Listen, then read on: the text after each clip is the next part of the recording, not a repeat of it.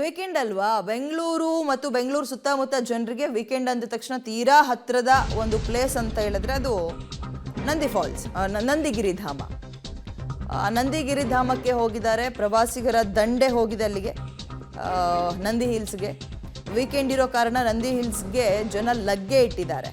ಬೆಳಗ್ಗೆ ಕಾರು ಬೈಕ್ಗಳಲ್ಲಿ ಪ್ರವಾಸಿಗರು ಲಗ್ಗೆ ಇಟ್ಟಿದ್ದು ನಂದಿ ಹಿಲ್ಸ್ ಚೆಕ್ ಪೋಸ್ಟ್ ಬಳಿ ಸಾಲಾಗಿ ವೆಹಿಕಲ್ಗಳು ನಿಂತಿವೆ. ನಂದಿ ಬೆಟ್ಟದ ರಸ್ತೆಯಲ್ಲಿ ಟ್ರಾಫಿಕ್ ಜಾಮ್ ಆಗಿದೆ. ಬೆಂಗಳೂರು ಚಿಕ್ಕಬಳ್ಳಾಪುರ ಸುತ್ತಮುತ್ತ ಇರುವಂತಹ ಜನರಿಗೆ ವೀಕೆಂಡ್ನಲ್ಲಿ ತೀರಾ ಹತ್ತಿರದಲ್ಲಿ ಏನಾದರೂ ಎಂಜಾಯ್ಮೆಂಟ್ ಅಂತ ಹೇಳಿದ್ರೆ ಅದು ನಂದಿ ಹಿಲ್ಸ್ ಮಾತ್ರ. ಹಾಗಾಗಿ ಗಮನಿಸ್ತಾ ಇದ್ದೀರಿ ನೀವು, 2 ವೀಲರ್ 4 ವೀಲರಲ್ಲೆಲ್ಲ ಬಂದಿರುವಂಥವರ ಸಂಖ್ಯೆ ಜಾಸ್ತಿ ಆಗಿದೆ. ಯಾಕಾದರೂ ಬಂದುಬಿಟ್ಟಿರ್ತೀವೋ ಅನಿಸ್ಬಿಟ್ಟಿರುತ್ತೆ. ಕಾರಣ ಅಲ್ಲಿ ಹೋದರೆ ಆ ವ್ಯೂ ಚೆನ್ನಾಗಿರುತ್ತೆ. ಆ ವ್ಯೂ ಚೆನ್ನಾಗಿದೆ ಅಂತ ನೋಡೋಕೆ ಹೋಗೋಕ್ಕೆ ಇಲ್ಲಿ ಇಷ್ಟೊಂದು ಹೈರಾಣ ಪಡಬೇಕಲ್ಲ, ಇಷ್ಟೊಂದು ಕಷ್ಟ ಪಡಬೇಕಲ್ಲ. ಆಮೇಲೆ ಬೆಳಗಿನ ಜಾವ ಮಿಸ್ಟೆಲ್ಲ ಕವರ್ ಆಗಿರುತ್ತೆ, ಚೆನ್ನಾಗಿರುತ್ತೆ, ಜಾಗ ಅದ್ಭುತವಾಗಿರುತ್ತೆ. ಬಟ್ ಹೋಗಲಿಕ್ಕೆ ಸ್ವಲ್ಪ ಸಮಸ್ಯೆ. ಈ ರೀತಿಯಾಗಿ ಹೆಚ್ಚಿನ ವೆಹಿಕಲ್ಗಳು ಬರ್ತಾ ಇರೋದ್ರಿಂದ ಪಾರ್ಕಿಂಗಿಗೆ ಸಮಸ್ಯೆ ಆಗುತ್ತೆ, ಮುಂದಕ್ಕೆ ಹೋಗ್ಲಿಕ್ಕೆ ಸಮಸ್ಯೆ ಆಗುತ್ತೆ. ವಾಪಸ್ ಬರೋರಿಗೆ ಹೋಗೋರಿಗೆ ಇಬ್ಬರಿಗೂ ಕೂಡ ಒಂಥರ ಅಷ್ಟೊಂದು ಈಸಿ ಇರಲ್ಲ ರೈಡ್ ಅನ್ನುವಂಥದ್ದು. ಫ್ರೆಂಡ್ಸ್ ಎಲ್ಲ 2 ವೀಲರಲ್ಲಿ ಹೋಗೋಣ ಚೆನ್ನಾಗಿರುತ್ತೆ ರೈಡ್ ಅಂತಾರೆ. ಬಟ್ ಈ ರೀತಿ ಟ್ರಾಫಿಕ್ ಕಿರಿಕಿರಿ ಇದ್ದರೆ ಯಾವ ರೈಡ್ ಚೆನ್ನಾಗಿರುತ್ತೆ? ಅದರ ನಡುವೆ ನಂದಿ ಹಿಲ್ಸ್ನಲ್ಲಿ ಟಾಪ್ ವ್ಯೂನಲ್ಲಿ ಕೆಲವರು ಮೋಜು ಮಸ್ತಿ ಮಾಡ್ತಾ ಇದ್ದಾರೆ, ಫ್ರೆಂಡ್ಸ್ಗಳೆಲ್ಲರೂ ಕೂಡ.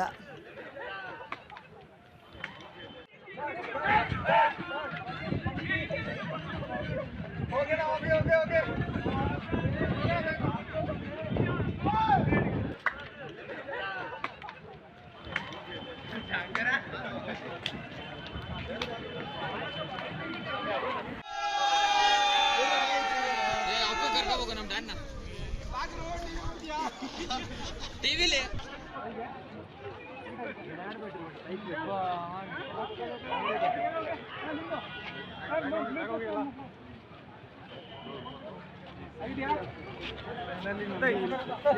ವೀಕೆಂಡ್ ಹಿನ್ನೆಲೆಯಲ್ಲಿ ವಿಶ್ವವಿಖ್ಯಾತ ನಂದಿಗಿರಿಧಾಮಕ್ಕೆ ಇವತ್ತು ಸಾವಿರಾರು ಪ್ರವಾಸಿಗರ ದಂಡ ಹರಿದು ಬಂದಿದೆ. ಇವತ್ತು ಬೆಳಗ್ಗೆ 5 ಗಂಟೆಯಿಂದಲೂ ಕೂಡ ಇವತ್ತು ನಂದಿ ಬೆಟ್ಟಕ್ಕೆ ಇವತ್ತು ಸಾವಿರಾರು ಮಂದಿ ಪ್ರವಾಸಿಗರು ಇವತ್ತು ತಮ್ಮ ಬೈಕು ಹಾಗೂ ಕಾರುಗಳಲ್ಲಿ ಇವತ್ತು ನಂದಿ ಬೆಟ್ಟಕ್ಕೆ ಲಗ್ಗೆ ಇಟ್ಟಿದ್ದಾರೆ. ಹಾಗಾಗಿ ನಂದಿ ಬೆಟ್ಟದ ರಸ್ತೆ ಏನಿದೆ ಅದು ಸಂಪೂರ್ಣವಾಗಿ ಟ್ರಾಫಿಕ್ ಜಾಮ್ ಆಗಿರುವಂಥದ್ದು ಈಗಷ್ಟೇ ಅದು ಕ್ಲಿಯರ್ ಆಗ್ತಿದೆ. ಅಂದರೆ ಬೆಳಗ್ಗೆ 5 ಗಂಟೆಗೇನು ವಾಹನಗಳನ್ನು ಇಲ್ಲಿ ನಂದಿ ಬೆಟ್ಟದ ಬುಡದಲ್ಲಿರುವಂತಹ ಚೆಕ್ ಪೋಸ್ಟ್ನಲ್ಲಿ ಬಿಡಲಾಗುತ್ತೆ. ಆ ಸಂದರ್ಭದಲ್ಲಿ ಉಂಟಾದಂತಹ ಟ್ರಾಫಿಕ್ ಜಾಮ್ ಏನಿದೆ ಅದು ಕಂಟಿನ್ಯೂಸ್ ಆಗಿ ಸರಿಸುಮಾರು 4-5 ಗಂಟೆಗಳ ಕಾಲ 9 ರಿಂದ 10 ಗಂಟೆಯವರೆಗೂ ಕೂಡ ಇದೇ ರೀತಿಯ ಟ್ರಾಫಿಕ್ ಜಾಮ್ ಮುಂದುವರೆದಿರುವಂಥದ್ದು ತಾವು ನೋಡ್ತಾ ಇದ್ದೀರಾ. ಒಂದು ಬದಿಯಲ್ಲಿ ಇವತ್ತು ನಂದಿ ಬೆಟ್ಟಕ್ಕೆ ಹೋಗುವಂತಹ ವಾಹನಗಳು, ಕಾರುಗಳು ಸರದಿ ಸಾಲಿನಲ್ಲಿ ನಿಂತಿದ್ರೆ. ಈಗಾಗಲೇ ಕೂಡ ಬೆಳಗ್ಗೆ ಏನು ನಂದಿ ಬೆಟ್ಟಕ್ಕೆ ಹೋಗಿದ್ರು ಬೆಳಗ್ಗೆ 5 ಗಂಟೆಗೆ, ಈಗ ಸಮಯ 10 ಗಂಟೆ ಆಗ್ತಿದೆ. ಈಗ ಎಲ್ಲರೂ ಕೂಡ ವಾಪಸ್ ಆಗ್ತಿದ್ದಾರೆ. ಹಾಗಾಗಿ ಎರಡೂ ಕಡೆಯಲ್ಲೂ ಕೂಡ ಈಗ ಸಂಪೂರ್ಣ ಟ್ರಾಫಿಕ್ ಜಾಮ್ ಉಂಟಾಗಿರುವಂಥದ್ದು. ಅಂದರೆ ಸ್ಲೋ ಮೂವಿಂಗ್ ಆಗಿ ಈಗ ವೆಹಿಕಲ್ಸ್ ಮೂವ್ ಆಗ್ತಿದೆ. ಆದರೆ ಬೆಳಗ್ಗೆ ಹೋಗುವಂಥ ಸಂದರ್ಭದಲ್ಲಂತೂ ಪ್ರವಾಸಿಗರು ಪಡಬಾರದ ಪಡಿಪಾಟ್ಲೆ ಪಟ್ಟಿದ್ರು ಅಂತಲೇ ಹೇಳ್ಬೋದು. ಕಾರಣ ಯಾಕೆಂದರೆ 2 ರಿಂದ 3 ಗಂಟೆ ಅಷ್ಟೊತ್ತು ಸಮಯ ಇದೇ ಒಂದು ರಸ್ತೆಯಲ್ಲಿ ಭಾಳಷ್ಟು ಸಮಯ ಸ್ಟ್ರಕ್ ಆಗಬೇಕಾಗಿತ್ತು. ಕಾರಣ ಯಾಕೆಂದರೆ ನಂದಿ ಬೆಟ್ಟದ ಮೇಲ್ಭಾಗದಲ್ಲಿ ಈಗಾಗಲೇ ಕೂಡ ಪಾರ್ಕಿಂಗ್ ಸಮಸ್ಯೆ ಇರುವುದು. ಕೇವಲ ಒಂದು 600 ವಾಹನಗಳಿಗಷ್ಟೇ ಹೋಗಲಿಕ್ಕೆ ಅವಕಾಶ ಇರುವಂಥದ್ದು ಅಲ್ಲಿ ಪಾರ್ಕಿಂಗ್ ಮಾಡಲಿಕ್ಕೆ. ಹಾಗಾಗಿ ಅಲ್ಲಿ ಹೌಸ್ಫುಲ್ ಆಗಿತ್ತು ಪಾರ್ಕಿಂಗ್. ಹಾಗಾಗಿ ಮೇಲ್ಗಡೆ ಮತ್ತು ಯಾವುದೇ ರೀತಿಯ ವಾಹನಗಳು ಹೋಗಲಿಕ್ಕೆ ಅವಕಾಶ ಇರಲಿಲ್ಲ. ಹಾಗಾಗಿ ಇಡೀ ರಸ್ತೆ ಒಂದು ರೀತಿ ವಾಹನಗಳಿಂದ ತುಂಬಿ ತುಳುಕಿತ್ತು, ಕಿಕ್ಕಿರಿದು ತುಂಬಿತ್ತು. ಹಾಗಾಗಿ ಪ್ರವಾಸಿಗರು ನಡು ರಸ್ತೆಯಲ್ಲೇ ಒಂದು ರೀತಿ ಅಡೆಕತ್ತರಿಯಲ್ಲಿ ಸಿಲುಕಿದಂತೆ ಹತ್ತ ಹೋಗೋದಕ್ಕೂ ಆಗಲಿಲ್ಲ, ಇತ್ತು ವಾಪಸ್ ಬರೋದಕ್ಕೂ ಆಗಲಿಲ್ಲ.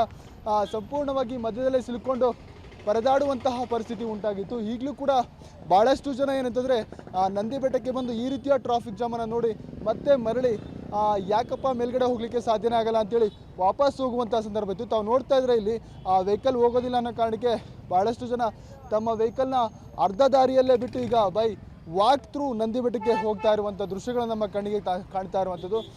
ಮತ್ತೊಂದೆಡೆ ಈ ಒಂದು ಟ್ರಾಫಿಕ್ನ ನಿಭಾಯಿಸಬೇಕಂತ ನಂದಿಗಿರಿಧಾಮ ಪೊಲೀಸರು ಎಲ್ಲ ಒಂದು ಕಡೆ ವಿಫಲ ಆಗಿದ್ದಾರೆ ಅಂತ ಹೇಳ್ಬೋದು. ಕಾರಣ ಯಾಕೆಂತಂದರೆ ಈ ಹಿಂದೆ ಎಲ್ಲ ಕೂಡ ಏನು 2 ವೇ ಇತ್ತು, 1 ವೇಯಲ್ಲಿ ಸರದಿ ಸಾಲಿನಲ್ಲಿ ವಾಹನಗಳು ಹೋಗಲಿಕ್ಕೆ ಅವಕಾಶ ಕೊಡ್ತಿತ್ತು. ಮತ್ತೊಂದು ಲೈನ್ ಏನಿರುತ್ತೆ ವಿರುದ್ಧ ದಿಕ್ಕಿನಲ್ಲಿ ಯಾವುದೇ ರೀತಿಯ ವಾಹನಗಳು ಹೋಗಲಿಕ್ಕೆ ಅವಕಾಶ ಕೊಡ್ತಾ ಇರಲಿಲ್ಲ. ಆದರೆ ಇವತ್ತು ಆ ರೀತಿ ಆಗಲಿಲ್ಲ.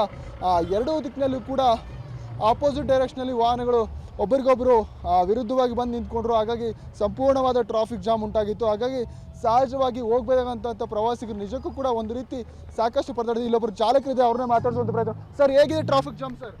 ಸರ್, ಇವತ್ತು ಸಂಡೇ ಅಲ್ಲ, ಎಲ್ಲ ಜನಗಳು ತುಂಬಿರ್ತಾರೆ. ಹಂಗಾಗಿ ಇವತ್ತು ಎಲ್ಲ ಬೆಂಗಳೂರಲ್ಲೆಲ್ಲ ಹೊರಗಡೆ ಬರಬೇಕು ಅನ್ನೋದಕ್ಕೋಸ್ಕರ ಇವತ್ತು ಜಾಮ್ ಆಗಿದೆ ಸರ್. ಎಷ್ಟೊತ್ತಾಯ್ತು ಸರ್ ಮೇಲ್ಗಡೆ ಬರ್ಲಿಕ್ಕೆ? ಈಗಾಗಲೇ 3 ಅವರ್ ಆಯ್ತು ನಾವು ಇಲ್ಲಿ ಬರಲಿಕ್ಕೆ. ಇನ್ನೂ ಅರ್ಧ ದಾರಿಯಲ್ಲಿದ್ದೀರಿ ನೀವು? ಇನ್ನೂ ಅರ್ಧ ದಾರಿ, ಇನ್ನೂ ಎಷ್ಟೊತ್ತಾಗುತ್ತೆ ನೋಡ್ಬೇಕು ಸರ್.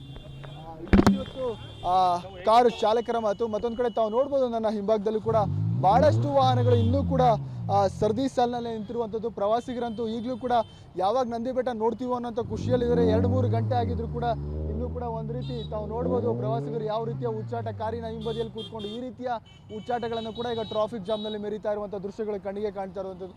ಈಗಾಗಲೇ ಕೂಡ ಭಾಳ ಮಂದಿ ಈಗ ಯಾವಾಗ ನಂದಿ ಬೆಟ್ಟ ನೋಡ್ತೀವಿ ಅನ್ನೋಂಥ ರೀತಿಯಲ್ಲಿ ಕೆಲವರು ಸ್ವಯಂ ಪ್ರೇರಿತವಾಗಿ ಅವರೇ ಕೆಳಗಡೆ ಇಳಿದು ಟ್ರಾಫಿಕ್ ಗೇರ್ ಮಾಡುವಂಥ ಕೆಲಸವನ್ನು ಮಾಡ್ತಾ ಇರುವಂಥದ್ದು. ಒಟ್ಟಾರೆಯಾಗಿ ಇವತ್ತು ಇಡೀ ನಂದಿ ಬೆಟ್ಟದ ರಸ್ತೆ ಒಂದು ರೀತಿ ಪ್ರವಾಸಿಗರಿಂದ ಕಿಕ್ಕಿರಿದು ತುಂಬಿತ್ತು.